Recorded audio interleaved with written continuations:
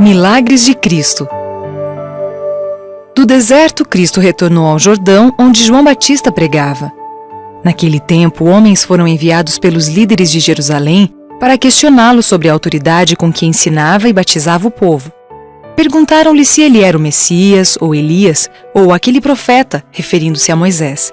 A todas essas perguntas, João respondia: Não sou. João 1:21. Então disseram: Declara-nos quem és, para que demos resposta àqueles que nos enviaram. João 1:22. João respondeu: Eu sou a voz do que clama no deserto. Endireitai o caminho do Senhor, como disse o profeta Isaías. João 1:23. Nos tempos antigos, quando um rei viajava de uma região para outra em seu país, os trabalhadores eram enviados adiante de sua comitiva para abrir as estradas. Deviam cortar as árvores, retirar as pedras e tapar os buracos, de modo que o caminho pudesse estar preparado para o rei. Assim, quando Jesus, o rei da corte celestial, estava para vir, João Batista foi enviado a preparar o caminho, anunciando-o ao povo e convidando-o ao arrependimento de seus pecados. Enquanto João respondia aos mensageiros de Jerusalém, ele viu Jesus em pé à margem do rio. Com o rosto radiante, apontou para ele e disse: No meio de vós está quem vós não conheceis, o qual vem após mim, do qual não sou digno de desatar-lhe as correias das sandálias. João 1:26 e 27. O povo ficou grandemente comovido. O Messias estava entre eles. Olhavam ao redor ansiosamente para encontrar aquele de quem João falava.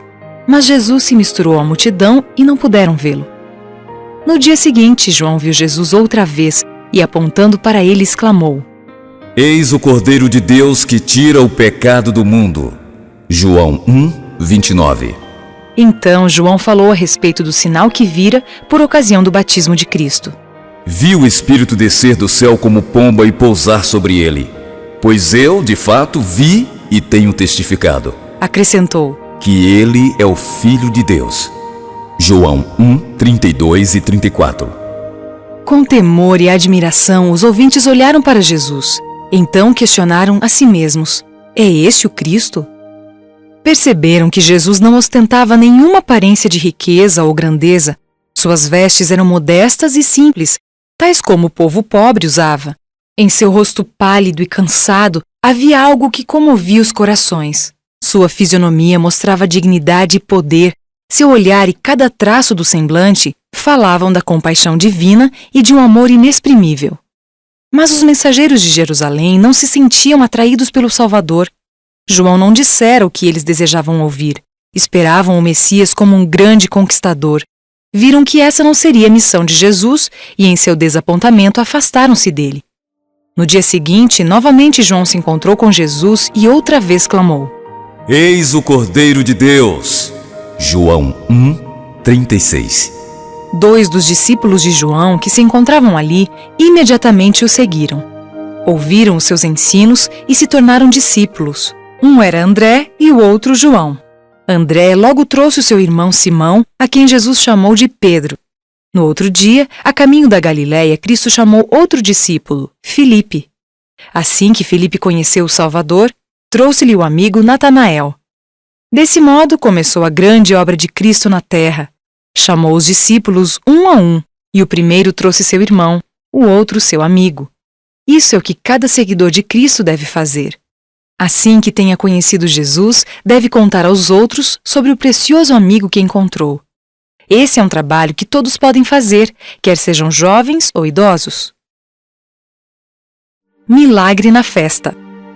Em Caná, da Galiléia, Cristo com seus discípulos compareceram a uma festa de casamento.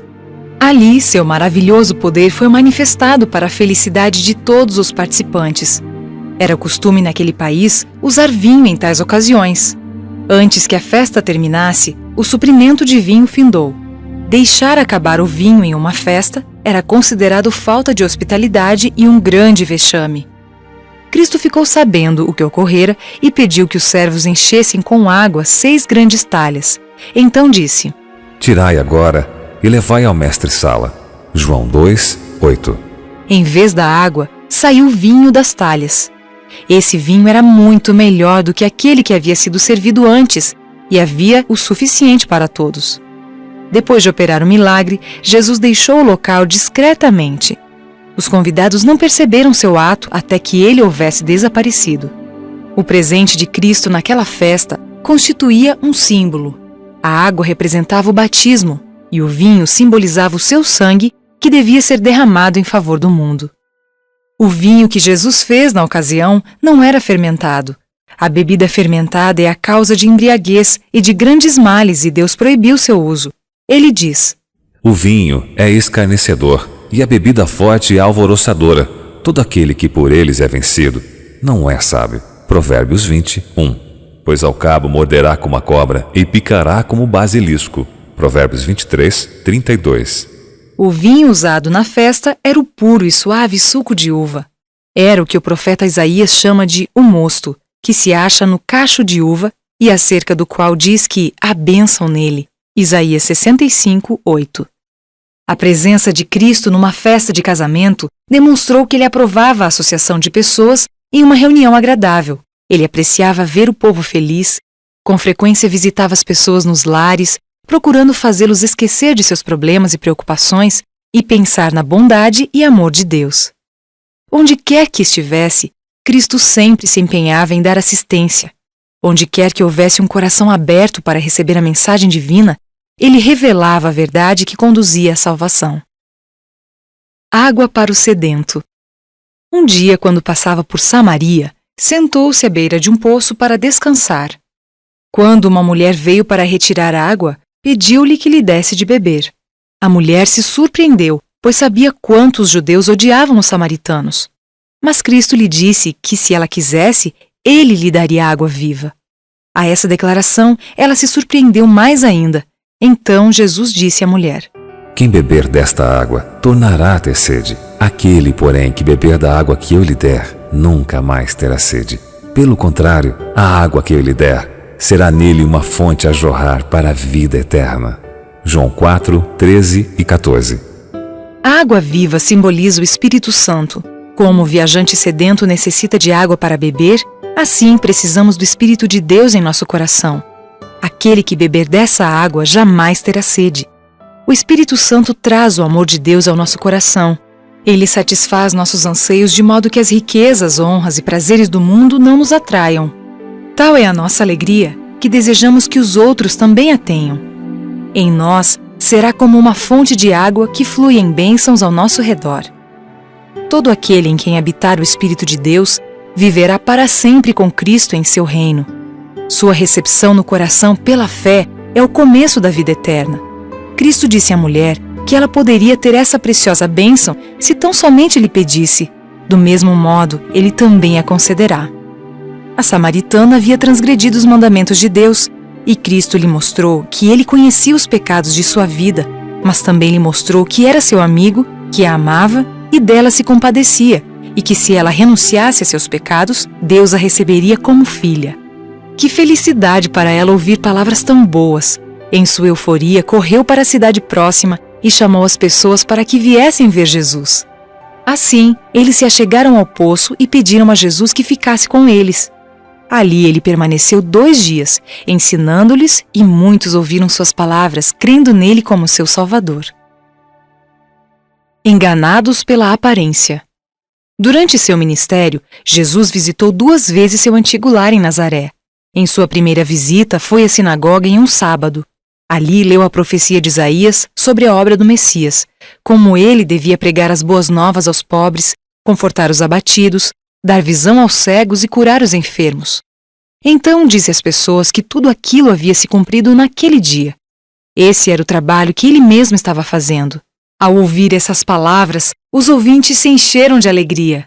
Ficaram convencidos de que Jesus era o Salvador prometido. Seus corações foram tocados pelo entusiasmo e eles responderam com améns fervorosos e louvores a Deus. Então recordaram como Jesus havia vivido entre eles como um carpinteiro. Com frequência, viam-no na oficina com José. E embora em toda a sua vida houvesse praticado atos de bondade e misericórdia, eles não creram que Jesus era o Messias. Dando lugar a pensamentos como esses, abriram caminho para Satanás controlar sua mente e então se iraram contra o Salvador. Clamaram contra ele e decidiram tirar-lhe a vida.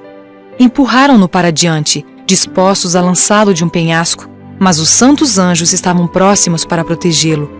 Passando despercebido pela multidão, desapareceu.